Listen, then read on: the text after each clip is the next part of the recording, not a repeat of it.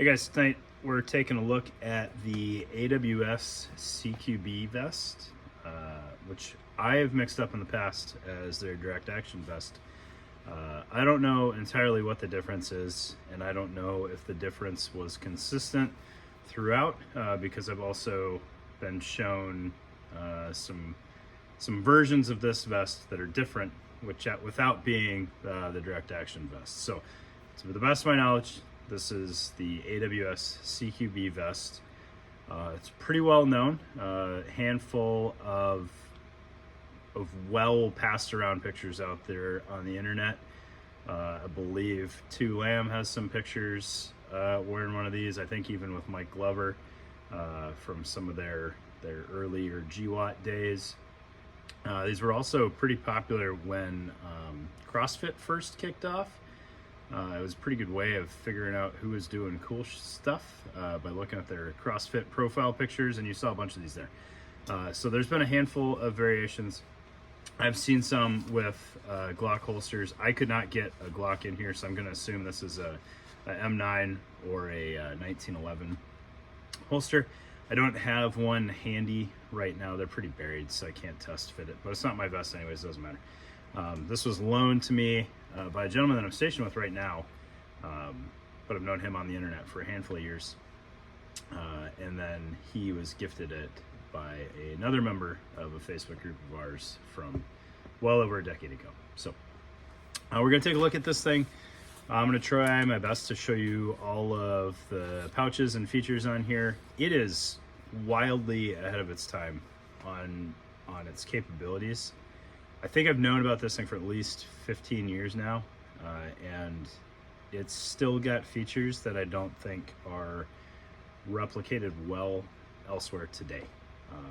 Some of them not needed, but some of them I think are pretty slick, and it does things in a really smart way. So you'll notice the bulk of the pouches are pull the dot fastener and Velcro secured, which is neat, but then you're kind of married to that system. Well, as these pull off, and I didn't know this until I had this one in hand, there's pals webbing underneath, so it's backwards or forwards, depending on how you look at it, compatible with other options out there. So if a 1911 or M9 holster is not something that you want, and you want an admin pouch or something like that, there's actually MOLLE underneath here. But let's get on the table, take a look at it. It is, for all intents and purposes, bulks cut or spear cut. Might have some minor differences, but the panels fit in there just fine. And it also takes plates. So we'll go through all those features once we get on the table. All right, so like I said in the intro, I know AWS is the builder on this one. This is labeled carrier body armor, which it absolutely is. I believe this is the CQB vest based on some conversations I've had with some friends over the last couple days. Might be wrong on that. Quite possibly I'm wrong on that. Kind of doesn't matter because it's not offered anymore. But you guys can join me in my bi-monthly campaign of reaching out to AWS, their social media manager, and harassing them to make these again. I've had promising comments or replies from them. Obviously nothing concrete because they don't exist yet, but if more of us join in harassing them, they have to give in to our demands. Or go in their warehouse and find a crate of these that are probably laying around, because they find stuff in their warehouse all the time. All right, so looking at this thing, I don't know what color it's going to look like to you guys, but this one is actually quite green. I didn't know they made these in green. I thought they were only in like a coyote variant, but this one is pretty green as far as I can tell. More OD than Ranger, but still like a lot of brown hints. It's a weird color. I dig it, but it is definitely favors green. All right, so as far as I know, the front kind of only came in one setup, and I know the back has come in a couple different setups. So I want to talk through what pouches are on here and what fits on here, and then the rest of the vest as a whole. And we'll take this apart enough to kind of know what's going on. But again, it's not mine. and it is a little old, and I don't want to take any chance of potentially breaking this thing. I don't think it would. It's very heavy duty. It's built super solid, but I just don't want to chance it. All right, so starting up front, this pouch you could actually get from AWS until pretty recently. It wasn't set up with pull the dot fasteners, but it was a triple M4 shingle with Velcro on pistol mag pockets. I think they call that their hot mag pouch. It's kind of an interesting setup, and it's kind of more interesting on here the way that they did it. So this front panel does Velcro on. That only came up because I just recently pulled it off. The continuity is really good. With 3 pistol pockets. I wasn't sure if these would fit Glock mags, but they seem to fit Glock mags just fine. This is a PMag 17, so I think that's a Glock 17 equivalent. Fits in there just fine with plenty of Velcro left over for the magazine. I was concerned it was going to be like M9 only and not fit Glock mags, but that seems to not be the case. Maybe because it's as old as it is, I don't know. But this could be completely removed, and then you would just be left with a triple M4 shingle behind it. All right. I should have enough M4 mags laying around here to show you how this fit. They're a little snug together.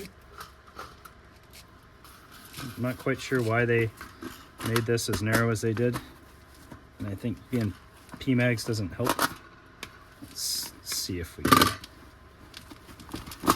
do this a little bit differently here. I don't know if I have any straight steel mags laying around. I had some, and I don't know where I put them. Well, you can see 3 will fit, kind of. It's pretty snug, but I think straight aluminum mags without the over insertion tabs would fit in here fine. It could be a little bit wider, but they wanted to pull the dot fasteners there, so I don't know. Kind of interesting how snug that is. And then, like I said, these are pull the dot fasteners, kind of. Some of them are, some of them are not. So if we pop these buttons,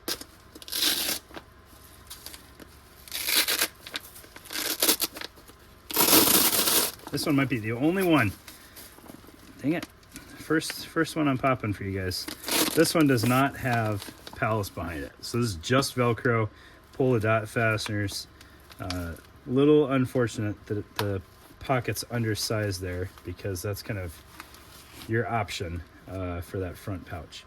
The holster, which I think I referenced, I think is a M9 or 1911 holster, has a thumb tab there for retention, but then this one, when you pull it off, does have pals behind it. So you're kind of starting to, like, as you pull these things away, you're starting to get close to kind of like Paraclete Rav footprint, which is, I don't know, maybe they got some inspiration from that, maybe not. I'm not quite sure on the timelines there.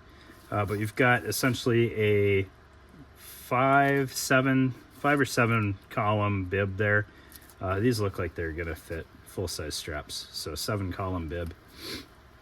And then you've got kind of this interesting, I think this is like surgical tubing sewn in here, but this 1-inch softer webbing with some sort of reinforcement sewn in there, which I believe allows you to kind of tuck your rifle stock in there and lock it onto your shoulder so that it's not sliding off of your plate, which is kind of an interesting feature. I don't know that I've seen it done intentionally that same way ever before.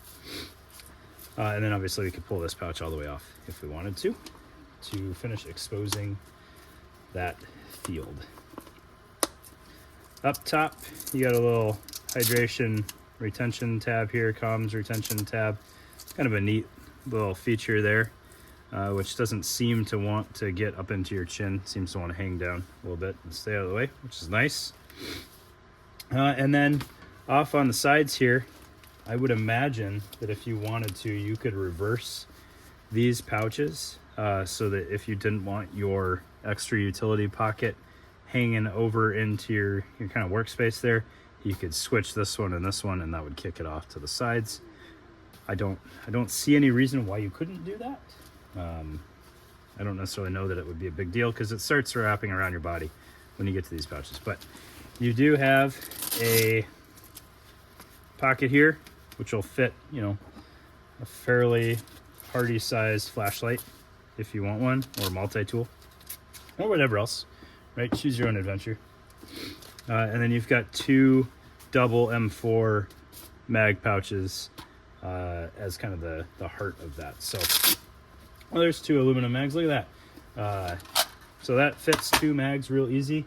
And I also checked this. Hopefully it doesn't make a liar out of me now, but it'll also fit a smoke or a thermite without any drama at all. So too many magazines up front? Maybe. I don't know, but you got room for ordnance. So that's neat. Right. And then, those are Velcro closure. These two inner pouches have a Velcro covering on the lid. Now I don't know for sure. It looks to be the same color. I don't know that came that way all the time, or if that was a modification that whoever owned this before did. But I think that was just there from the factory.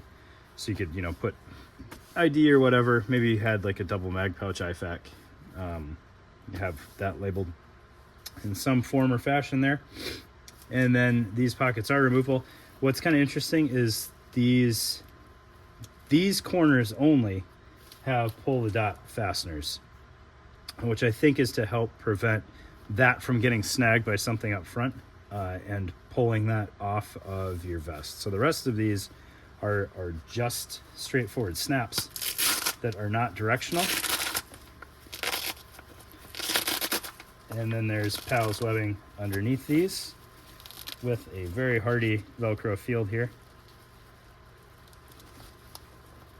Goodness gracious.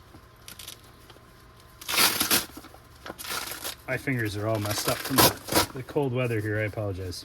Here you go. So Powell's webbing underneath there. So, you know, if 4 mags in a utility pocket isn't what you wanted there, you wanted maybe a 4x4 IFAC or something like that, you can slap that on there. You actually have 6 usable columns here if you really want to split hairs to anchor in a pouch. This one is not a full column there, so you're not going to get much of anything there. But I think that is super smart on AWS's part. Like, yeah, the Velcro is going to wear on that webbing a little bit as it touches there, but if you're not taking this pouch on and off all the time and it's just kind of static, like, it's not going to move around too much and be abrasive on that webbing. So it should be intact if you want it. And then, you know, what's probably more likely is back in the day when you got issued this thing, you pulled it out of the box and you're like, I don't need those mag pouches, and you pull them off once and then there's no more wear on that webbing.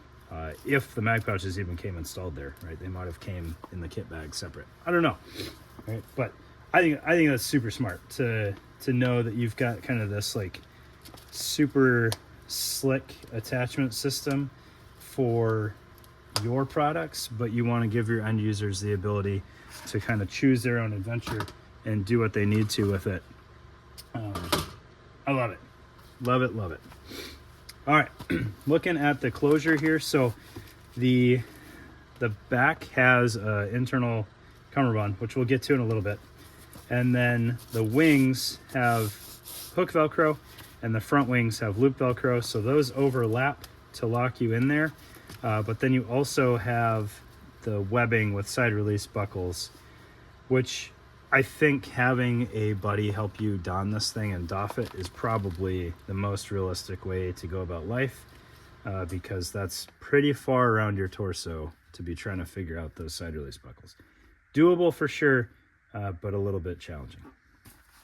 All right, looking at the plate pocket here. So you've got your soft armor portion here and then your rifle plate pocket. Rifle plate pocket is secured with Velcro and snaps and has this handy pull tab, which could be used to dump your plates in an emergency, because this vest is absolutely not quick release. So your rifle plates pop in there, and then you push that kind of foot up and around, And then when you pull on this, it's gonna poop your plates out the bottom. Right? Pretty forward thinking. I don't know how timelines work with this and a true QD setup, but it gets pretty close. And that flap stays relatively tucked away, just a little bit of a tail hanging out there.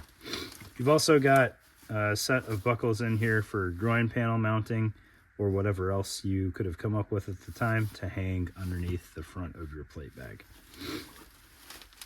Internal, this has kind of the best of both worlds, in my opinion, between opening directly on the bottom of the pocket or having a zipper or having this overlapped panel. This one allows you to completely get that Velcro out of the way to make installing your soft armor really easy. And then it wraps back around the bottom of the soft armor and you get your Velcro sandwich offset from the bottom of your soft armor. Right, obviously, if I had soft armor in there, that would take up slack a little bit better and marry up better. All right, look at the shoulder straps. Unlike 511 Tech, this was fairly straightforward, but there is a little bit of kind of gimmick or confusion going on here. So you've got this flap coming off the sides, which is just a flap. For your comms routing, cord routing, whatever you need to, hydration tube routing, it is just a flap. The shoulder straps then are a Velcro sandwich here. So you can pretty easily completely separate front and back, marry that back up, and then it's got a snap fastener there to help add a little bit more security to your shoulder straps, right?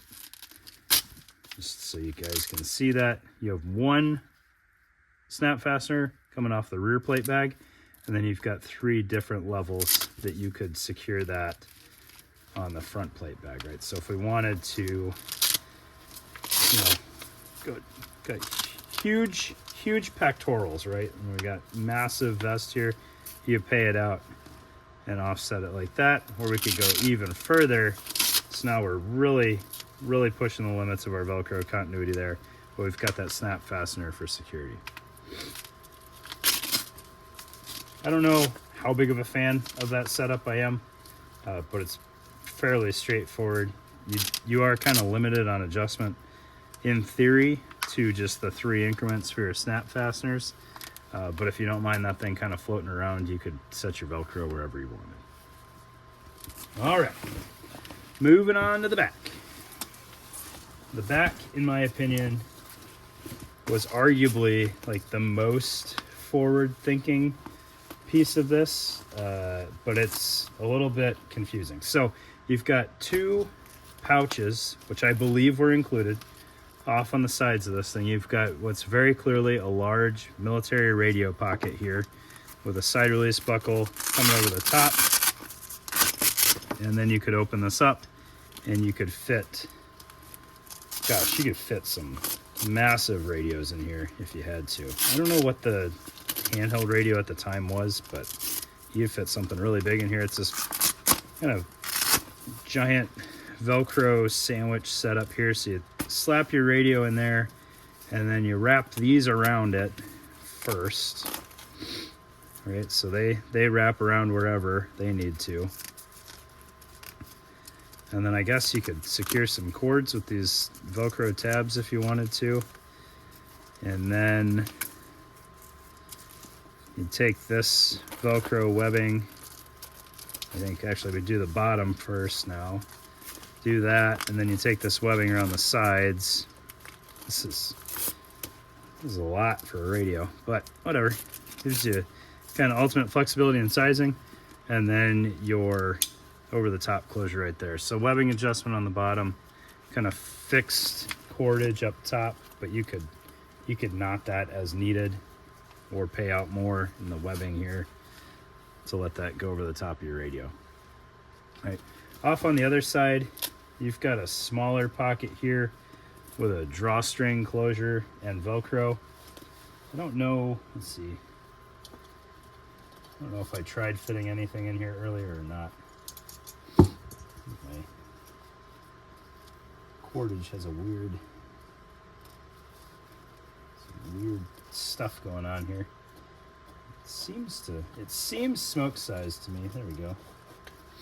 So that'll fit a smoke pretty well. I'd buy that was kind of designed for a smoke grenade. But both of those pockets are also, well, these are straight up Pals webbing attachments on here. So there's no Velcro snap fastener stuff going on. You could flip those as needed. You could go in your buddy's locker and steal another radio pocket if you needed 2 radios. You could lose yours in somebody's and take their other smoke pocket if you wanted to, or you just slap whatever you wanted. Maybe you wanted another double mag pouch or an aftermarket radio pocket or something like that. I think it's kind of neat that they saw the value in, like, we think we got the front figured out kind of how we want it, but the back, completely user preference. Just have Molly, right? So that's pretty cool. And then on this back panel, so there's so many layers of things going on here. I'm going to try my best to not forget something, but I had to look at this like 3 or 4 times to try to figure out exactly what's going on. So this whole panel is zip-on panel. I've seen another zip-on panel that's like one large pocket with Pals webbing on it. I clearly don't have that one, but let's kind of try to keep up as we walk through here, because I'm going to get lost too. All right, so on the bottom you have what appears to be pretty cut and dried IFAC pocket that is fixed, right? It is a zipper closure. These pockets kind of overlap. They're really maxing their real estate here on this Bulk's armor footprint. So this pocket, I'm just double checking that I didn't miss it, is fixed. It's a double zipper pocket and it has this pull tab. I would imagine, yep, there we go, look at that. All right, so if you had your zippers lined up top, you can pull that with that pull tab. That's, man, for as old as this thing probably is, for those zippers to still work that well, kind of mind-blowing. I don't know how well that would work once those zippers got really dusty or perhaps a little worn out, but for now, it works really good. All right, next pocket up has this gigantic flap on it, and then inside the pocket is just a pocket. All right, what would go in there? What was it designed for?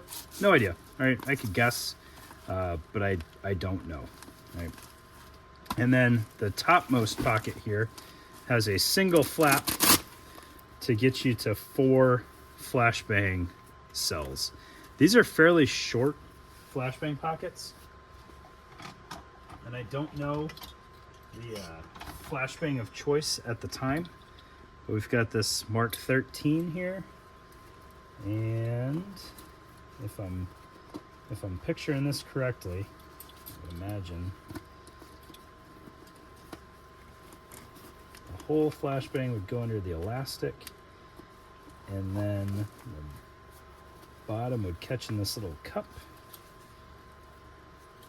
So there's a good bit of flashbang exposed there for your buddy to grab onto. I don't know how well that Velcro is gonna work. Maybe this was designed for a smaller flashbang. I don't know. I'm not sure. I don't want to guess too much on that one. But Mark 13 doesn't seem to be quite the jam. I can't remember if there's a smaller one. Oh, nope, there is. Is this a 2-bang? I don't know what these 2-bangs are. I don't know the nomenclature on these, but these seem like they fit better. Oh yeah, that's way better. Yeah, then the pocket closes no problem. So you can fit 5 of those things up there. 2-bang, 9-bang. Not sure what nomenclature on those is. Anywho, 5 flashbangs up top. All right. Side panels have these webbing retainers here. I would imagine for push-to-talk and antenna routing, since your radios are kind of stuck coming off the back on this thing. All right. Then looking under this panel, which has all the Velcro. All right.